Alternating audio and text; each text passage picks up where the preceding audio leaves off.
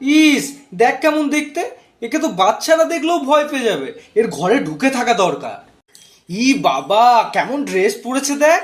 এত ছোট ছোট, ছি ছি ছি। এত ছোট ড্রেস কেউ পরে? এই, ওকে দেখ কত বড় বড় ড্রেস পরেছে। আবার বলে নাকি এসব ট্রেন্ড। যাতে 5 বছর এই একটাই ড্রেসে চলে যায় তাই পড়েছে। এরা জানিস রোজ রোজ খাবার অর্ডার করে। অত রোজ রোজ খাবার অর্ডার করে খাবার কি আছে? দেখলেই না আমার গা জ্বলে যায়। কাল জানিস অমুকের মেয়েকে একটা ছেলের সাথে দেখলাম বাজারে। বাবা কি হাসি! ওদের দুজনের মধ্যে মনে হয় কিছু আছে, বুঝলি? দেখ দেখ, অতগুলো ছেলের মাঝে ও শুধু একাই মেয়ে। কি নোংরা বাজে স্বভাবের মেয়ে রে! ও মা, ওকে দেখ ওকে দেখ।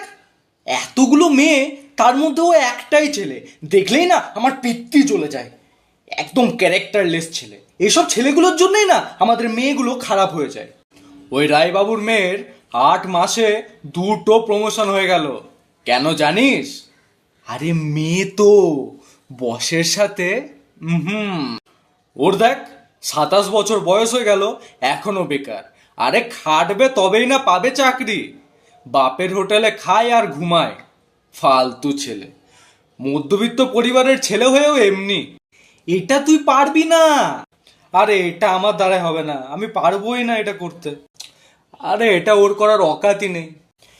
আমার আবার ওই কারণ নিয়ে গুজগুজ ফিসফিস একদম ভালো লাগে না। আর অহংকার, হিংসা, বাবা, ওসব তো আমার মধ্যে নেই। তো বস, এসব মানুষরূপী জন্তুদের থেকে দূরে থাকুন, সাবধান থাকুন, সুস্থ থাকুন, আর আমাকে ফলো করুন। চলো, বাই।